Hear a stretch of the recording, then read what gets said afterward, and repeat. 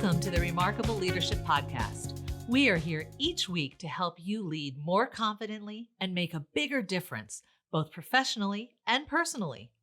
This episode is sponsored by Kevin's free weekly e-newsletter, Unleashing Your Remarkable Potential, which is full of articles and resources to help you become a more confident and successful leader.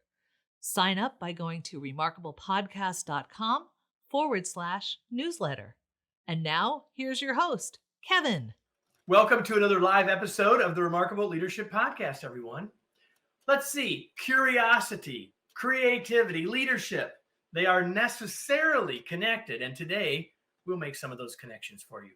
We're so glad that you're here for this live episode of the podcast. If you're listening later, you can get all future live episodes and therefore interact with us and see them sooner. Like this episode's not coming out on the podcast till February. So this is like insider stuff. You can do all that by joining our Facebook or LinkedIn groups.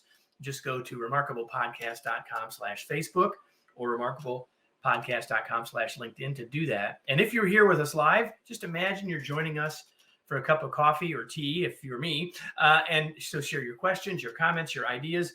They'll make for a better conversation, a better episode of the podcast eventually. So today's episode is brought to you by Remarkable Masterclasses. Each month, we release a new skill in an advanced masterclass format designed to help you become the remarkable leader and human you were born to be. Details on how to get on board for a specific skill or to get discounts each month can be found at remarkablemasterclass.com. So now I'm going to bring in my guest today, and now you can see her.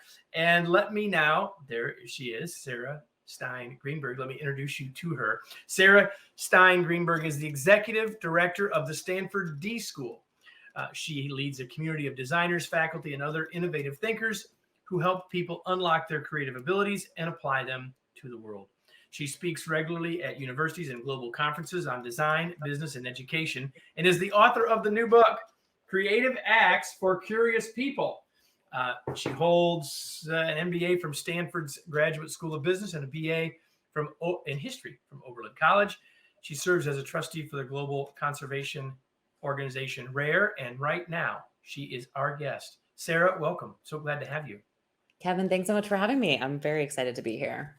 I am excited to have you. I told Lisa, our fabulous producer, when we got this book, I just told you this before we started, but no one else knows yet, that this is not a normal book for our podcast, but this is very much a Kevin book. And so I decided that we should have you on. And as I got into the book, and you can see there's already markings up here, that I'm so glad that you're here, Sarah. So thanks for being here. For all of you that are watching live, if you have questions, you have comments, you want to just say hi to Sarah, you can do that. If you want to tell us where you're watching from, please do that. I can see all of your comments right here in our magical tool, and whether you're on YouTube, LinkedIn, or Facebook. And so I'm just excited that you're here. So there was one thing, Sarah, in your intro that is something that you know that not everyone might know. So we should start here. What is D School? Well, that is a great place to start because it's a little bit odd and unconventional. The D School is an institute at Stanford that is, we're part of the School of Engineering. We are housed within that part of campus, but we are open for business for students from all over the university. So we have students from the medical school and students from the business school and students who are studying public policy or human biology. And those students come together. We put them on interdisciplinary teams where they have to work across these differences and really find a common language for how to navigate these very interesting challenges that we throw at them. So we might be teaching a class on reimagining the financial system after a town or a community has had a natural disaster like a fire. Or we might be teaching a class where the students are working with parents and nurses and doctors who are caretakers for infants who are born premature or who have pediatric issues. So interesting design opportunities where the students get to really interact with the people who know the most about the experience or the challenges that are at hand, and then design solutions, design ways to improve the experiences or the services that they're receiving. And it is a very vibrant place. It is full of stuff. We're always building and making and experimenting. And it is just a wonderful creative community to be part of. Okay, so the question that I wrote that I could put up here, I'm not going to put up here. I asked it. I'm going to ask it somewhat tongue in cheek because I think I know your answer. And so, but okay, why would I go to D school? I'm not a designer.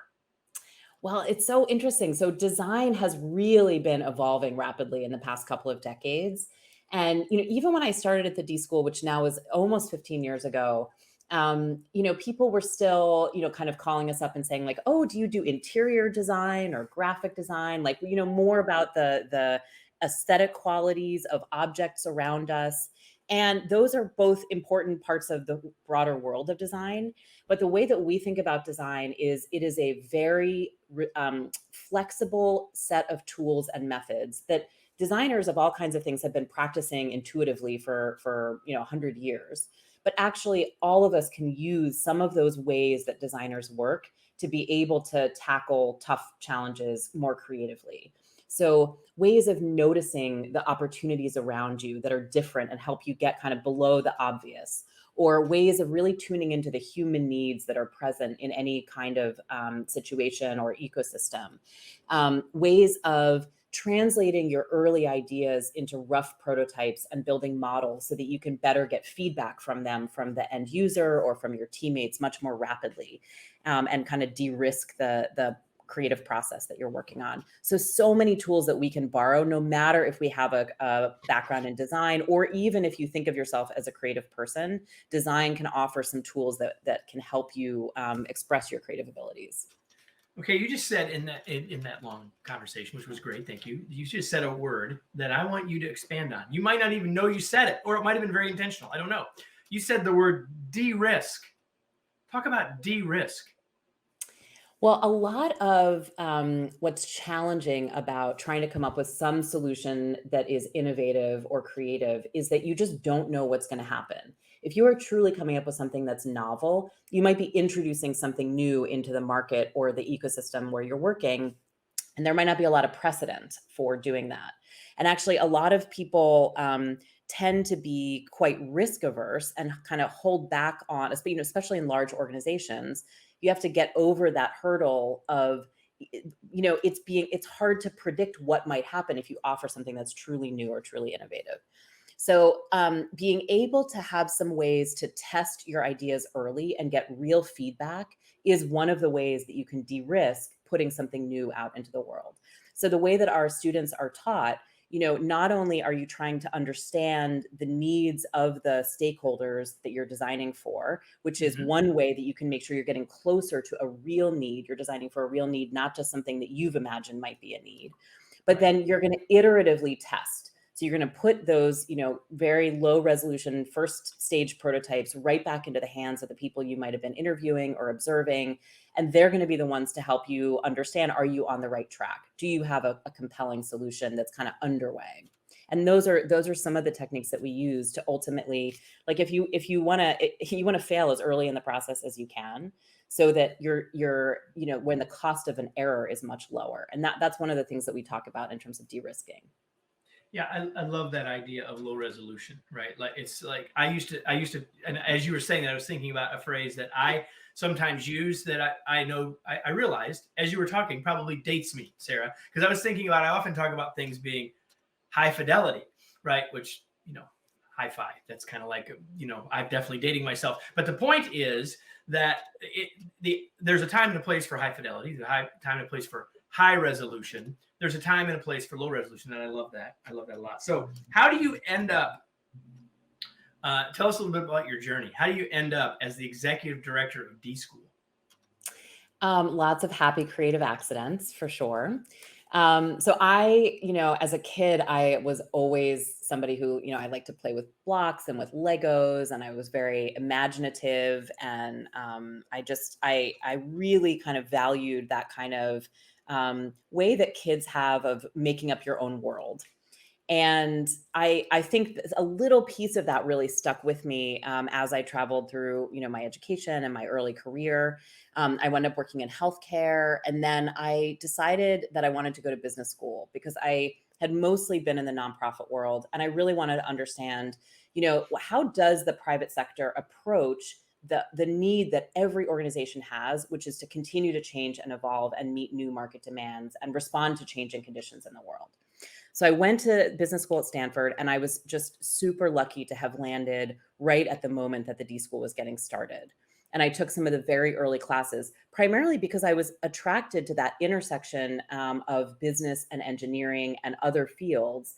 I always am interested in what can happen creatively when people are bringing together very different perspectives. Right. And, In your world, you might call it interdisciplinary, right? But I think for all of us, exactly. whether it's in our organization and we're thinking about that from the various parts of our business or business units or disciplines, I think it's hugely valuable for us to think about. Right. And you see this in often in business, it's called cross-functional teams. But there's research that shows that just having relationships with people who are from different cultures than you are can also help spark some of your creative abilities. So difference is actually something to really be celebrated and incorporated into any kind of design work or any kind of group creative process. But anyway, so I just had the incredible luck to be right at the beginning of the D School, and it really changed my trajectory. It was, I didn't come with a formal design background, but all of a sudden I was in the midst of this community of faculty and students who were really attracted to messy, complex problems without, one right answer. And if you look around, those are all of the kinds of problems that most of us are trying to solve today, right? With very little precedent. And so I really grew to see that refining your skills in design is a way that you can kind of be prepared to face any kind of problem that you're going to face in the future, even as the world continues to change and to shift. And that felt very powerful to me. So that was really the initial reason that I was so deeply attracted to the D School and why I've stuck around for so long. Well, there you go. That's a good answer. And was some other really good stuff there for all of us. So you are now, I'm going to say you are a designer, right? So you wrote / designed this book, and it's a unique book. I mean, if you've got the word creative and the word curious both in the title, we probably ought to expect something not dull. At least I would come to expect something not dull, and which it is not. But it's a very unique book. So talk to me about the design of the book and what to use the language in the conversation we've been having. What was the problem you were trying to solve through the design of this book? Yeah, great question. And I will say, if you're ever reading a book about creativity and you find it dull, there might be something wrong there. Get it out of here. Yeah, exactly. That might not be what you're looking for. So, I was really trying to solve the challenge that are so many interesting and valuable techniques and methods that we're teaching all the time at the D School. And actually a really small fraction of that has been shared publicly. And I really wanted to spend the time to gather and curate some of, the favorite and most powerful methods that we teach, and then present them to readers all over the world in a way that would be really accessible and hopefully really useful to equip people to solve the kinds of problems that they're facing in their companies, in their communities, even at home. So I spent a couple of years actually collecting all of these amazing ideas for what might go in the book. And there's everything in here from, as I was saying, the skills of noticing things that are not obvious around you to building rough prototypes. And then even in terms of, what are ways that you can use to spark collaboration across a team that doesn't know each other very well, right? Or a team that has been working together for a long time and needs to tune up its way of working together. Really, really practical skills.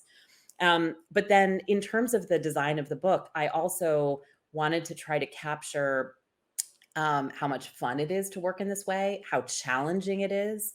We have, real highs and lows in any kind of creative work, right? There's tension on your team sometimes where you're struggling with what is the need we're trying to solve for? How do we actually proceed in this kind of foggy zone? And I wanted that to really also come out, because this is, it's very liberating to work in this way, but it's also a challenge. So throughout the book, there are hopefully these both entertaining and also like, really relatable stories and visuals that hopefully will just kind of like draw you right into the heart of what it feels like and is like to learn and to be at the D School. So here's Kevin's endorsement of description of the book. And so the endorsement is, go get a copy. I don't care what kind of work you do, you need a copy of this book.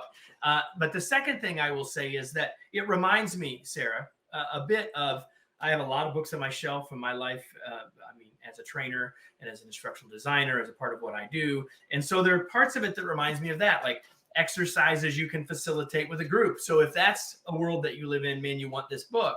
But it is a what I would call a pure book on creativity as well, because it has all sorts of exercises for us individually, right? For like you said, about focusing, about noticing, and about a lot of other things as well. So it's thought-provoking and extremely practical at the same time. So there's Kevin's recommendation. Go buy this book.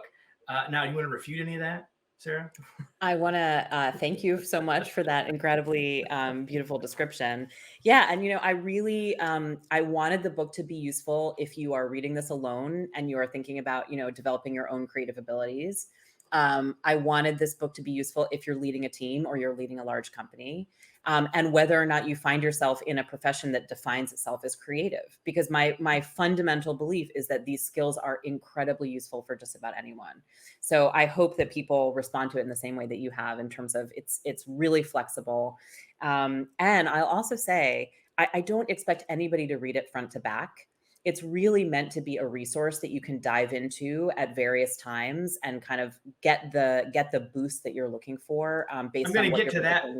I'm sorry, I didn't mean to interrupt you, but I'm going to get to that point in a couple of minutes, because I want to. There's something I want to do to dive into the book and talk about that very design point.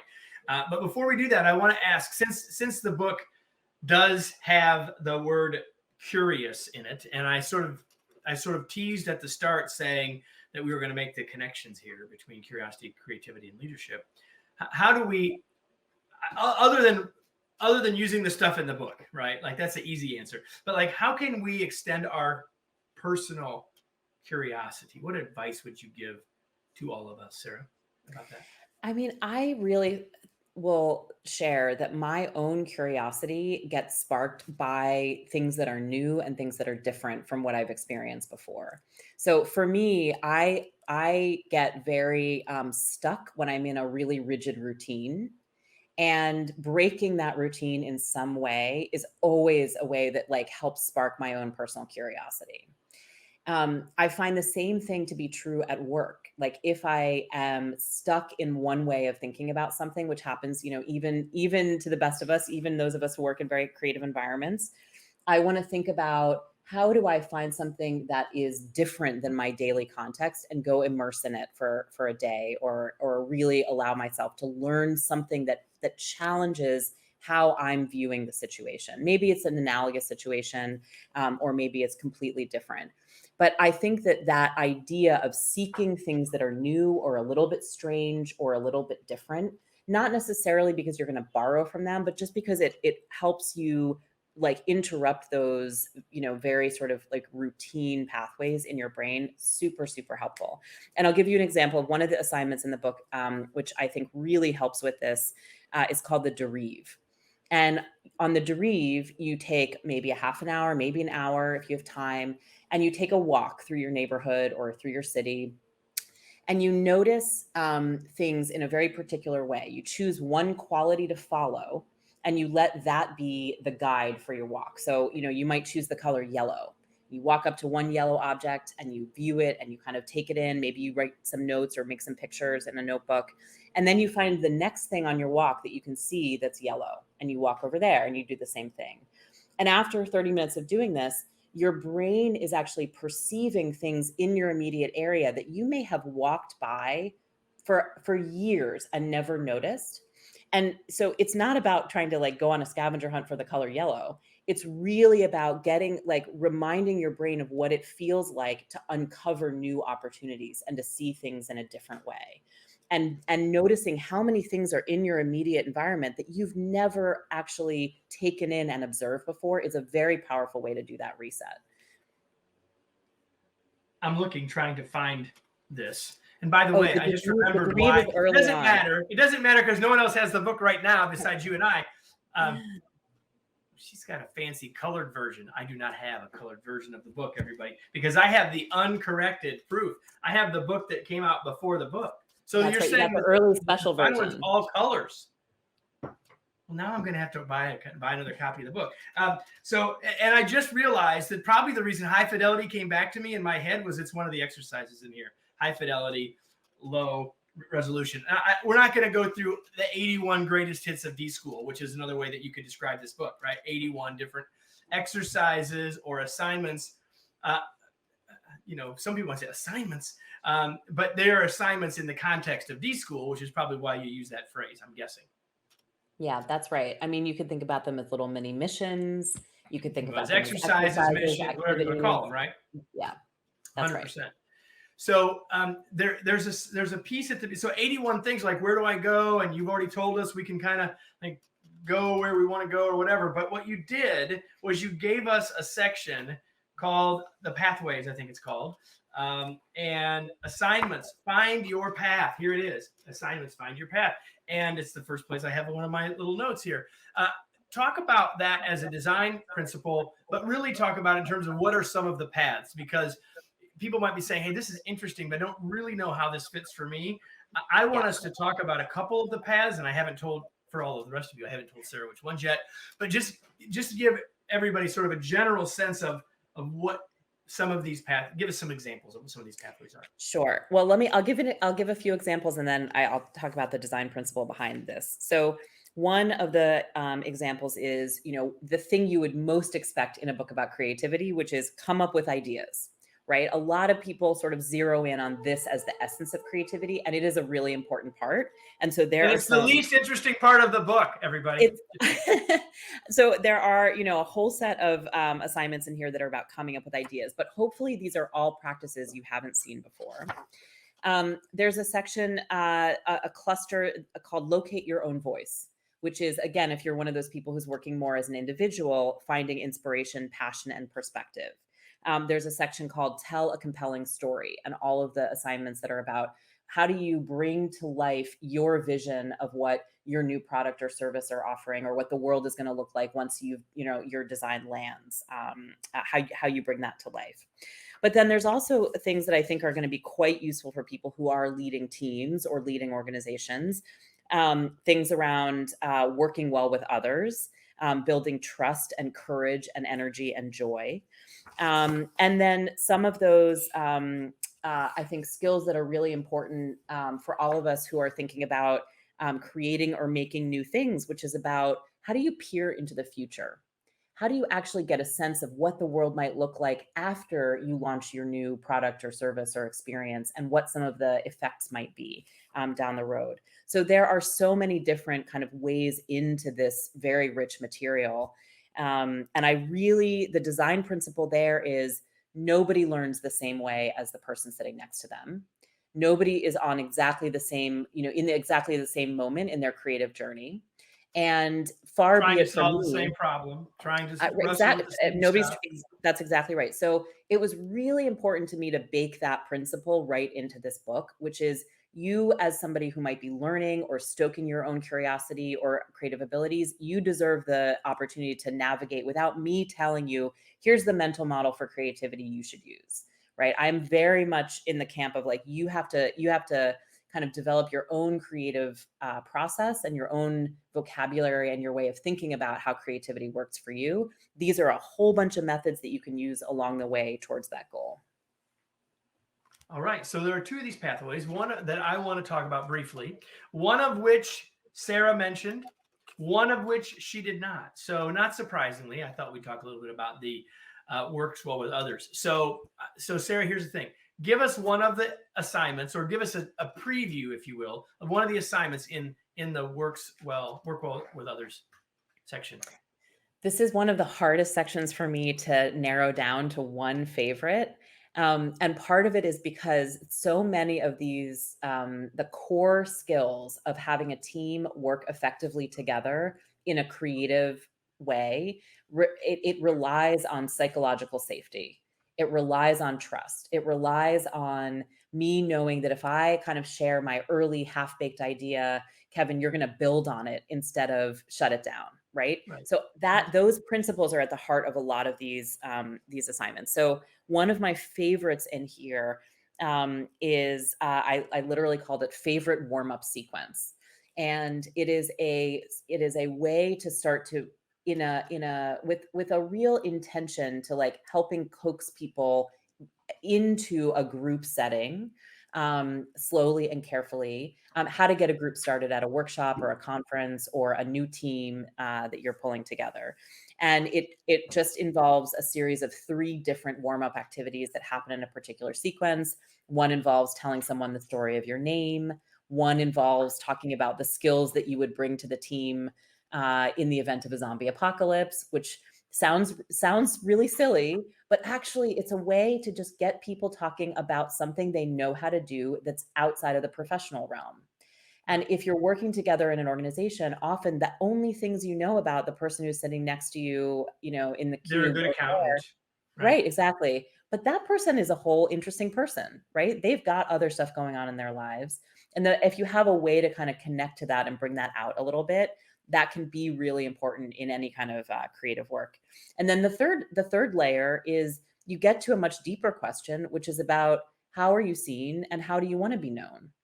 And that kind of gets into territory that can be very personal about, hey, this is the legacy I want to leave, or this is where I'm trying to get to in my career, and here's why that's important to me. And if you can tap into those deeper levels, then all of a sudden you're building that kind of community that can go together into the unknown, into the new product development stage, into the work that is required when you're tackling something that is a foggy, kind of messy problem. Newsflash, everybody. Kevin is going to do that exercise on Wednesday. We'll report back perhaps on how well it goes, but I'm going to have a group together on Wednesday, and I'm going to use that exercise, Sarah.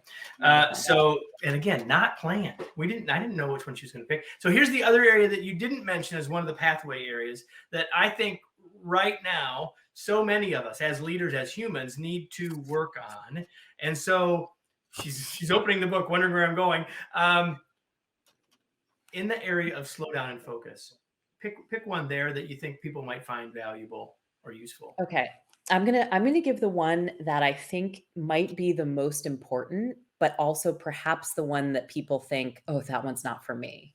And I think it's related to what you just said, which is slowing down and finding focus in the kind of cultural moment that we're in has never been more difficult, right? We are all trained to just like, we're standing in line, we pick out our phone, we pick up our phones, we get just totally sucked in, right? And I think that the ability to clear your mind and think about the broader context is something that we have to now intentionally practice, because we don't actually have that just emerging naturally.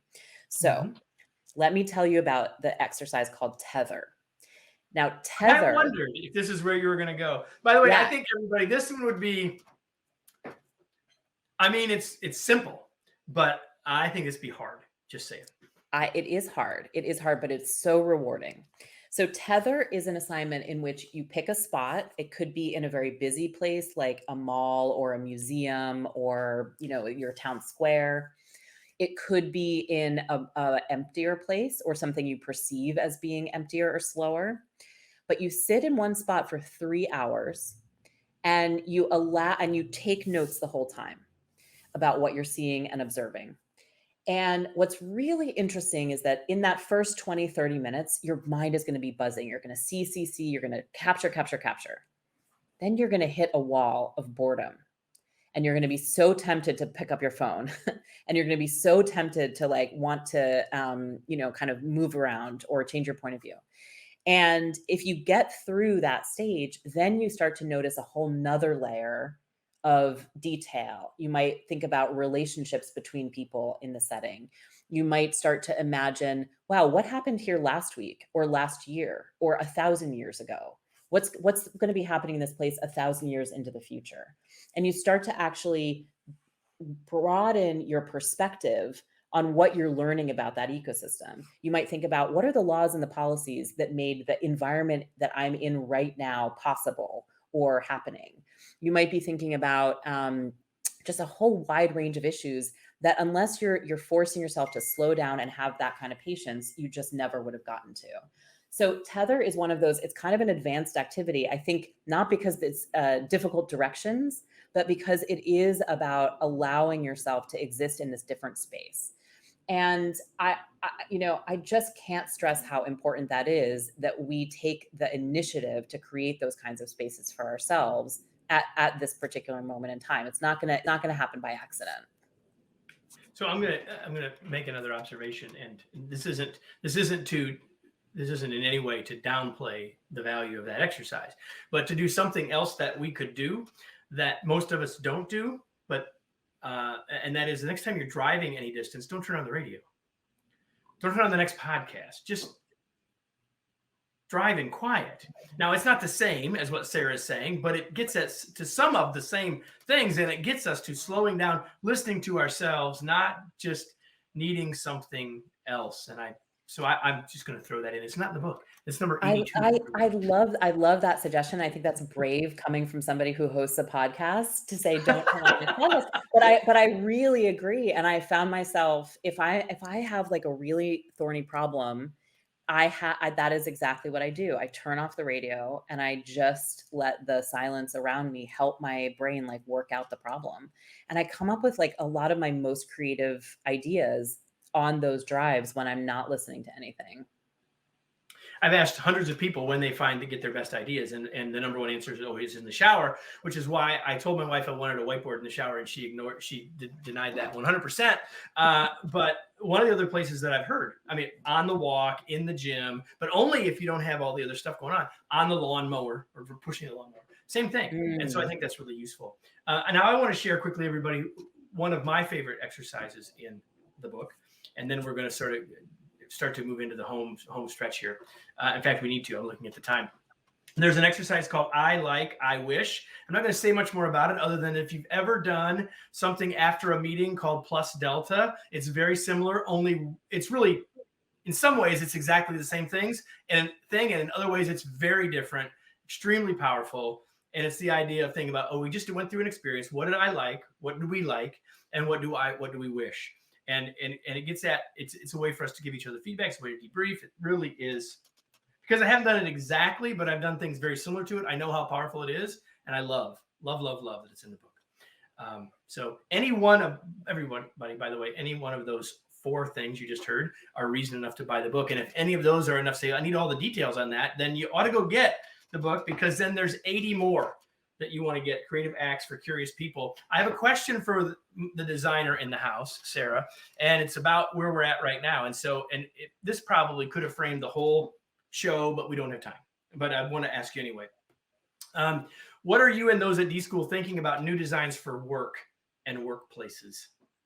What a wonderful question. Are you thinking about that, or have you personally thought about that, and sort of what are your thoughts about that idea? Yeah. I mean, one thing that I'll share is that we learned an enormous amount in the past 18 months that I don't think we knew was out there to learn, because we have always been so focused on the kind of in-person learning experiences with our students in the same classroom on these interdisciplinary teams. And I think that, just like, for everyone who is very attached and focused on getting good at one particular model, that means you're kind of not totally aware of what's happening, in the rest of the world. Now we have 2 teams that already had really good experience teaching and creating communities that were either hybrid or fully distributed. And those 2 teams, there's one team that teaches a cross-cultural design class with students who are both at Stanford and then at some university elsewhere in the world, and a team that runs a program called our University Innovation Fellows program that works with students and faculty at schools all over the world.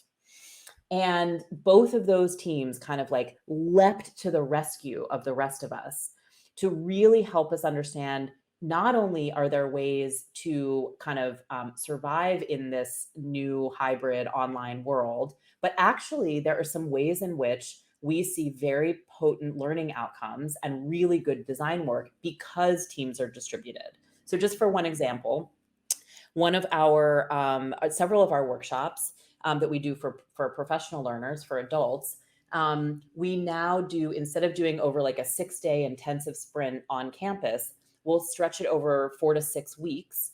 And in between the kind of course sessions, you are experimenting, you are coming up with new ideas, you are trying it out, you are trying those low resolution prototypes, you're getting real feedback.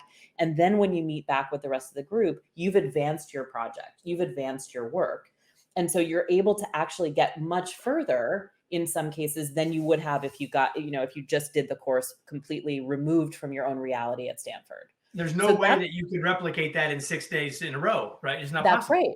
That's right. And so what I think we're going to be really thinking about is what did we learn in this experience of having, a very different set of work norms forced on us. And that is that you could abstract that principle and just think about what are all of the things that your team or your organization did better under these circumstances, if any, or where you started to see glimmers of, this could help us make decisions in a different way, in a more participatory way.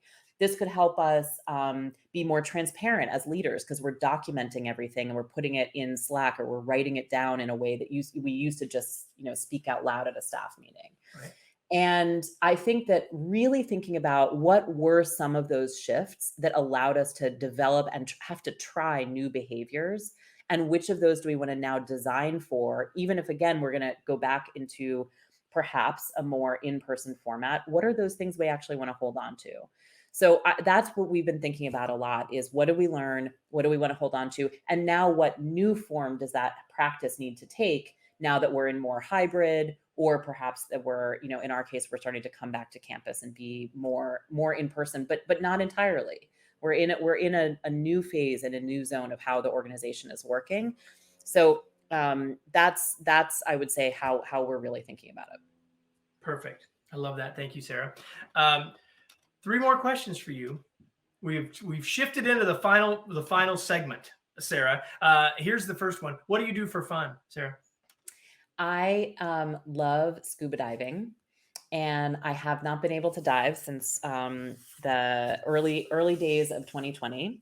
And I absolutely love the experience of being, sort of like in the ocean. That's always good, but particularly in a environment in which you're seeing these incredibly beautiful fish or dolphins or whatever, corals, whatever you're seeing. And I take a lot of photographs, both under the water and out, in terrestrial environments. So I've been making do with more like bird photography and topside nature photography when I can't dive. But diving is like my real passion. All right. Second to the last question. What are you reading these days? I have been reading a book called System Error, which I have right here, where big tech went wrong and how we can reboot. It was written by a couple of my colleagues at Stanford. And I think this is a fantastic read for anybody who is a maker of technology, a producer of technology, or a user of technology. Well, that's pretty much everybody. Yeah, it is pretty much everybody. I think this book wrestles with some really interesting and important concepts about, how are we going to navigate this modern era that we're in, around privacy, around data, around AI.